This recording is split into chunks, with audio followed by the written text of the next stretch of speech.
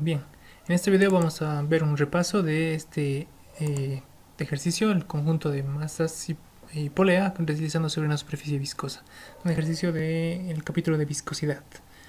Entonces tenemos acá un conjunto de masas que se muestra en la figura. Se nos pide determinar una expresión para la velocidad en función del tiempo. Si la masa m, esta que tengo acá, desliza sobre un fluido de viscosidad μ, ¿no? Y de espesor, bueno, de película E. Considerar, bueno, A, el área de contacto. Entonces, entre los datos básicamente están los valores de las masas, la viscosidad, el espesor del lubricante y el área de contacto, es decir, el área que se encuentra en contacto acá, ¿no? El contacto entre la masa y el lubricante y el fluido de viscosidad. Entonces, bueno, empezaremos viendo cómo esto se mueve bajo un sistema de fuerzas, ¿no? Es un sistema de masas y polea. Entonces, esta masa, esto tendrá su propio peso, masa por gravedad, y eso causará movimiento, ¿no? Otra fuerza, de hecho, que va a actuar para movimiento, bueno, acá el peso irá hacia abajo y la normal irá hacia arriba, van a compensarse y eso no, bueno, se van a igualar. Sin embargo, acá hay una fuerza que sería la fuerza viscosa, que en realidad se opondrá al movimiento. Entonces, para dar un sentido de los movimientos, primero hablaremos del movimiento de las masas. Este tenderá a ir con una cierta velocidad en este sentido, y esta masa, bueno, también se moverá entonces con una cierta velocidad en el sentido del peso, ¿no? Esa será la dirección de movimiento. Entonces el movimiento de las masas, bueno, irá más o menos en este sentido. Esto será el movimiento de las masas. La fuerza viscosa va a oponerse siempre al movimiento, entonces al movimiento en concreto de esta masa. Y entonces en nuestro sistema, bueno, ¿qué fuerzas son las que causan o detienen el movimiento? Bueno, el peso acá acelera las masas, el conjunto de masas, y acá la fuerza viscosa, bueno, frena ese conjunto de masas. Entonces, la ley de Newton la vamos a escribir de esta forma. La sumatoria de fuerzas sería igual a la masa total por la aceleración de un sistema. Entonces, bueno, la aceleración la escribiremos como dv sobre dt. La sumatoria de fuerzas, bueno, será entonces esto en el sentido de movimiento, esto acelerará, entonces será más mg, y esta fuerza viscosa, bueno, va a frenar, entonces será menos fuerza viscosa. Y esto, bueno, será igual a la masa total que acelera, entonces sería, bueno, estas dos masas van a moverse, entonces m más m por la aceleración, ¿no? Derivada de la velocidad respecto al tiempo. Esto, bueno, es igual la aceleración es la misma en los dos objetos porque la cuerda es inextensible, o al menos eso vamos a suponer. Bueno, ustedes pueden hacer las ecuaciones de diagramas de cuerpos libres para cada cuerpo, combinar esas ecuaciones y van a llegar a una expresión similar, de hecho a la misma ecuación que está escrita acá. Ok, bueno, entonces esto lo voy a reordenar para que entonces se escriba de la siguiente manera, de esta forma, ¿no? Que sea entonces una constante por la derivada de la velocidad más otra constante por la velocidad igual a una tercera constante. Entonces, bueno, quedará en una forma, de hecho, como una ecuación diferencial en esta forma, ¿no? Constante a por y', la función derivada, más constante b por la función y más igual a c. Bueno, esto es una ecuación diferencial lineal ordinaria. En sí, esta es la ecuación diferencial de movimiento.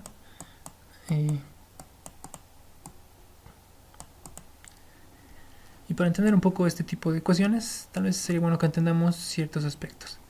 En este sistema, ¿cómo analicemos las fuerzas? Primero la fuerza mg, el peso. Bueno, la masa no cambia, así que esto es una fuerza constante. Y la fuerza viscosa, por el contrario, normalmente la fuerza viscosa es esfuerzo cortante por área, ¿no? Entonces el esfuerzo cortante, bueno, es μ por derivada de la velocidad respecto a y, que en este caso va a ser v sobre e. Esta sería la derivada de la velocidad respecto al espesor y por el área, ¿no?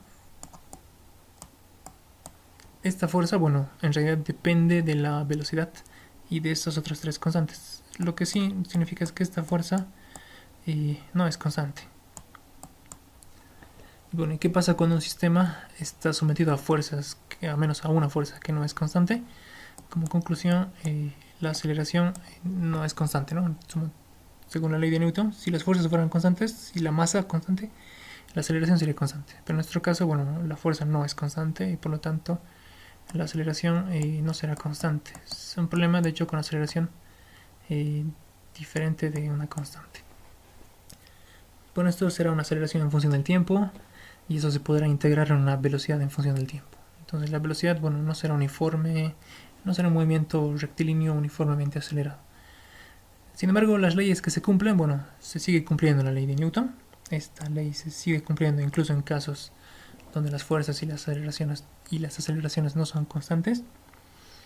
Y también el hecho de que la derivada de la velocidad es la aceleración. Entonces esas leyes se van a cumplir en cualquier caso, ¿no? Bueno, entonces bueno, eso es el caso, no es el problema. Simplemente lo que hay que hacer es resolver esta ecuación diferencial. Existen muchos métodos para resolver este tipo de ecuaciones diferenciales. Bueno, normalmente la mecánica de fluidos, el análisis de mecánica de fluidos, fuerza viscosa, terminaría acá. Sin embargo, acá he dejado, bueno, la resolución de la ecuación diferencial por un método, ¿no? Utilizando el polinomio característico y factores integrantes. Que me parece un método, bueno, bastante metódico, tienes paso a paso y se resuelve, bueno, llega el tema es que llegamos a encontrar la función de la velocidad. Entonces, ¿qué hemos dicho? Que la aceleración no era constante, entonces dependía del tiempo. Por lo tanto, bueno, si integraríamos esa aceleración, encontraríamos una velocidad que también dependería del tiempo. Bueno, esta es la función, de hecho, de esa aceleración, ¿no? En realidad va a ser una constante por 1 menos la exponencial de menos otra constante por el tiempo.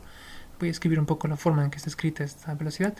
Es una constante a por 1 menos la exponencial y bueno, voy a poner este menos que está acá, menos una segunda constante b por el tiempo. Está escrita de esa forma en realidad la ecuación, la respuesta. Y bien, este tipo de funciones, acá está aclarado, es el tema de la aceleración. Tiene una gráfica de esta forma.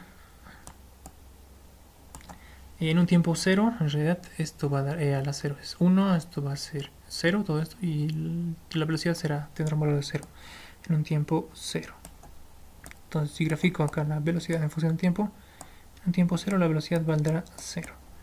Y a medida que pasa el tiempo, bueno, ahora ya cuando sea infinito, un valor bastante grande de tiempo, esto exponencial de menos infinito, eso es 0, entonces 1 menos 0, esto es 1, y eso va a dar a, un valor de a. En realidad la función va a tener esta forma, va a incrementar la velocidad y exponencialmente va a decaer hasta un punto en que se estabilice y se vuelva constante. Bueno, algo así. Y este valor en el valor final, el valor estable cuando el tiempo se vuelve infinito, bueno, es el valor de a, ¿no? Que sería este valor constante de acá, mge sobre mu a. Este es el valor de a. Y bueno, b es la potencia de decaimiento exponencial. Entonces este tipo de gráficas va a ser así. Entonces en un tiempo dado las velocidades van a cambiar bastante y luego a partir de un cierto tiempo, bueno, las velocidades ya se volverán estables y habrá una velocidad de equilibrio. Eso es el problema de este ejercicio.